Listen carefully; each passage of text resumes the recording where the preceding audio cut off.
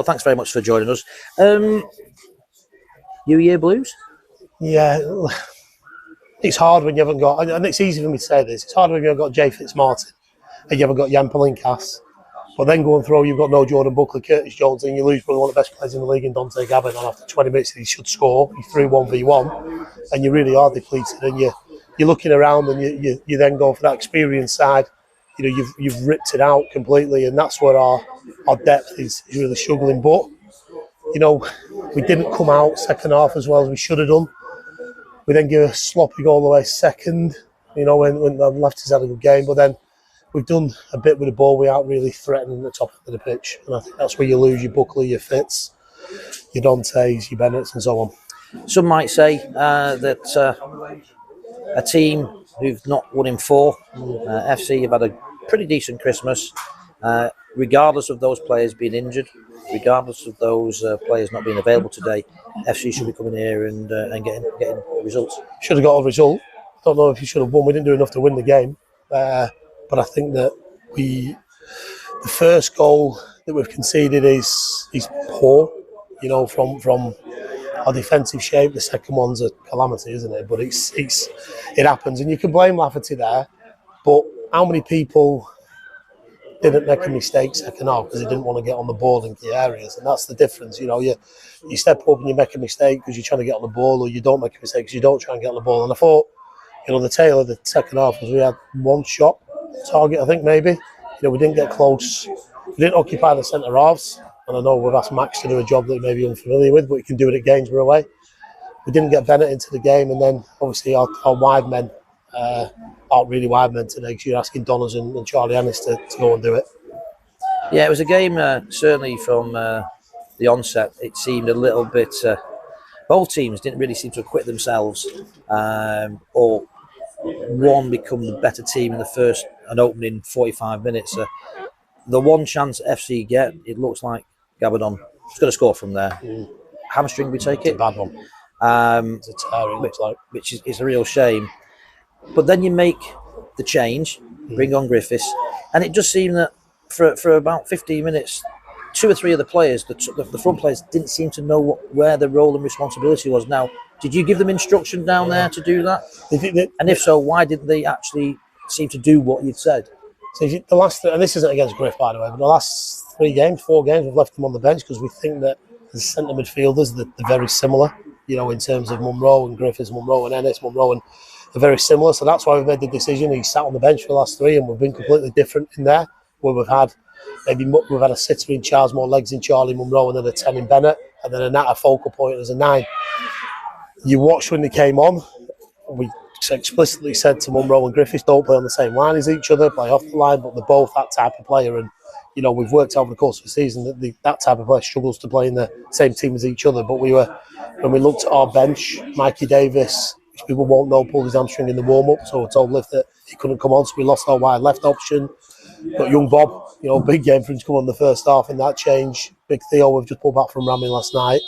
And then obviously Griff, the sub. So we were depleted, but we thought that they'd take it on board, but they didn't. And I don't want to say too much. You can't keep telling similar players the same instructions if they don't take it on board and expect to be here. Do you want your number 10 to be on the halfway line for half a game? Running around and sometimes looking good, other times thinking, well, I don't want him on the halfway line. I want him further up the pitch. We wanted the 9 to look after the ball and 10 to get off the line of the 9. It didn't hold up, so then our 10 started roaming around doing something that we didn't ask him to do.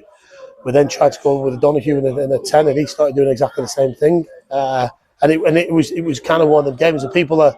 You can't knock the tenacity, you can't knock the enthusiasm. They're trying to get on it, but sometimes you've just got to sit in, hold your shape, and be disciplined and wait for the opportunities to arise. And that didn't happen. That didn't happen. And saying that, at 0-0 at half time, we came in, we tweaked 1 or 2 things, and you think, right, question the lads, can we go out and win it? And they all said, yeah, you know, absolutely, we can go and win it. But then we concede a poor goal, and then you're up against it, and then you've got to kind of change your shape a little bit. You've got to ask your wide men to go a little bit wider and stretch their play, and then you're thinking, you know, I don't know, from up here it might look different, but I thought if Lafferty doesn't make that mistake, they haven't really hurt us in the last 20-25 minutes.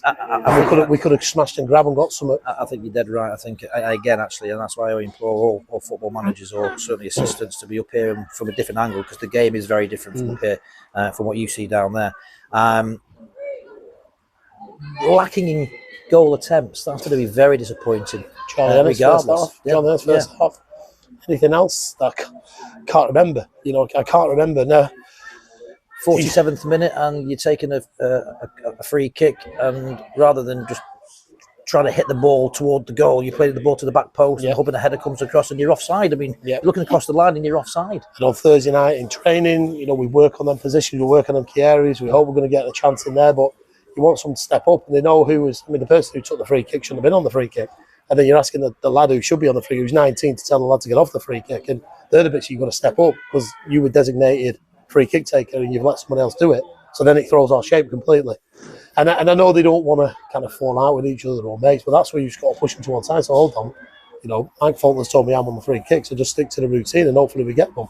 But when you're out there on the pitch, yourself, it's a different. Someone fancies it and they try something different. I can't knock them for that. A few positives from our perspective, and you tell us. We both thought Guy Hall, and I thought Declan McLaughlin especially. I thought he was our best player today. Everything he did, he seemed to do well.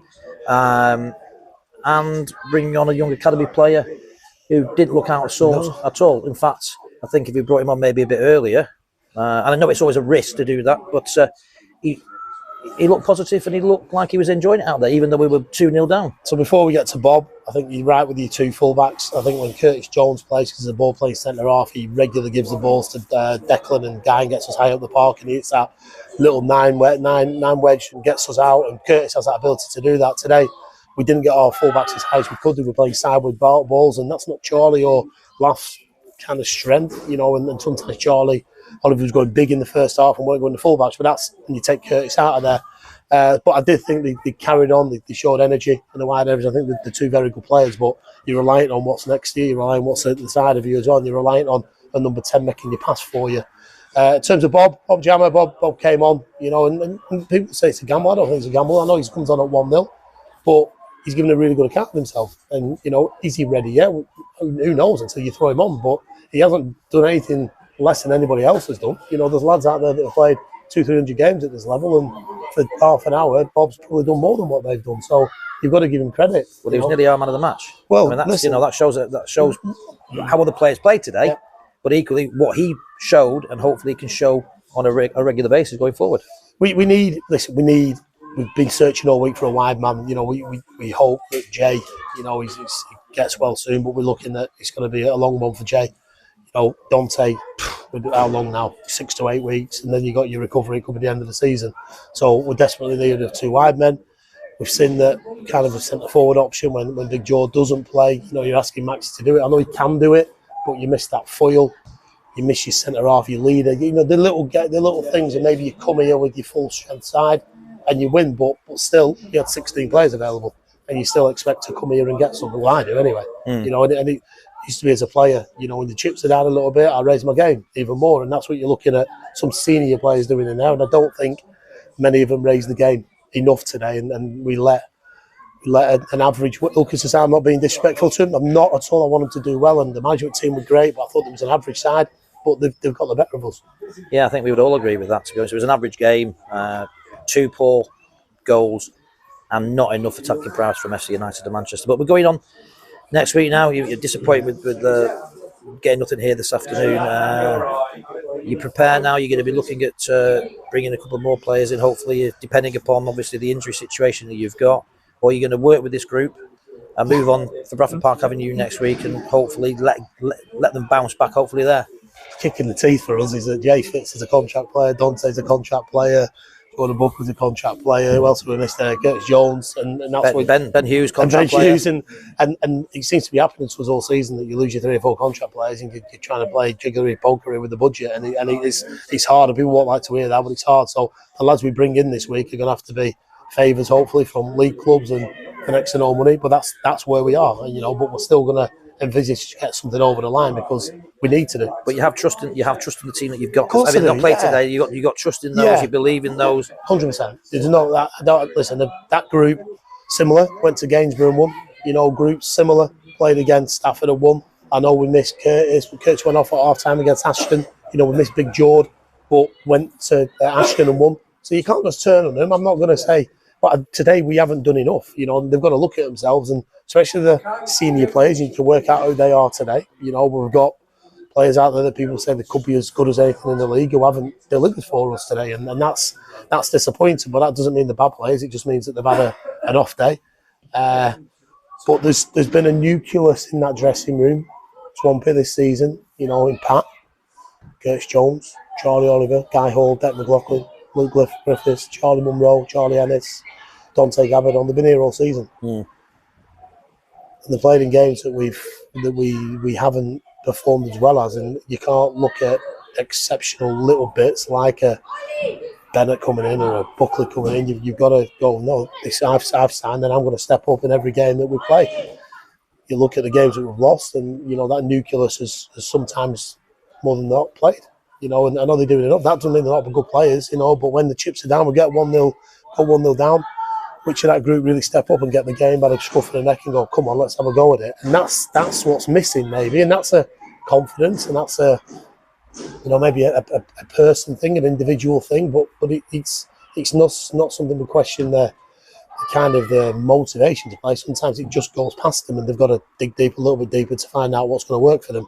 Today, some of my bigger players didn't do that, and you know, the kind of the smaller players, if you will, the lads who've only been around this level, are, you know, maybe less than a season. If they've done well, like your Guy Halls and your Deck McLaughlins and your Bob Jammers. Indeed. Well, listen, we move on to next week. We've got a lot to ponder and think about over the next few days, and then in training. So as always, we'd like to thank you for taking your time and being open and honest with us. And I think we all know today wasn't necessarily acceptable, and we know we'll play a lot better and we'll play a lot worse probably. But that's football, and at the end of the day, you know, it's 3 points, or at least a point. Definitely lost today. Yeah, 100%. I mean, so the fans are incredible again, and they're all saying at the end of the game there, you know, big players missing. We are big players missing, but got to get away from that. We have got big players missing, but we've also got big players playing. Let's get away from that, you know. Yeah. If Buckley misses, Woodcock steps in. If Curtis Jones misses, Charlie Oliver steps in. If Dante Gabardon misses, Bob Jammer, you step in. You step in and you step up. And if you don't, you find yourself not being it. And that's at any football club. That's not FC United. That's not a threat. That's anywhere. But we have been on a mini good run. You know, 3 wins out of 4 before today. So we'll try and stick with the positives. But, you know, the myth's gone on it. We used to be really good on 3G, and I don't think we've been fantastic on 3G this season. So, and every time I've been back, we've done okay. So that's gone as well. Yeah. So, listen, sorry to obviously everybody. We pray and hope for Dante Gabardon, but it's a bad one. Just a very quick one. Yeah. Do players enjoy playing on that? Will they prefer to be playing today's game on grass? The players that we've got now probably playing on grass. You know, the players that we had maybe a couple of years ago playing on this, but it's hard to kind of juggle it. What do you prefer? Play grass. Yeah, play grass, and you know I am a grass man. But this game, whatever way you want. But but this pitch doesn't lose your games, does it? It doesn't lose your revenue, and that's where 7 or 8 clubs have gone to. And you know, I pray for grass pitches all the time, and you know, for me as a player, there's nothing better than going to Ashton. You know, on that tip. You know, and really showing your endeavour and your tenacity. And we did that. We've come here today on a carpet, and we haven't. Yeah.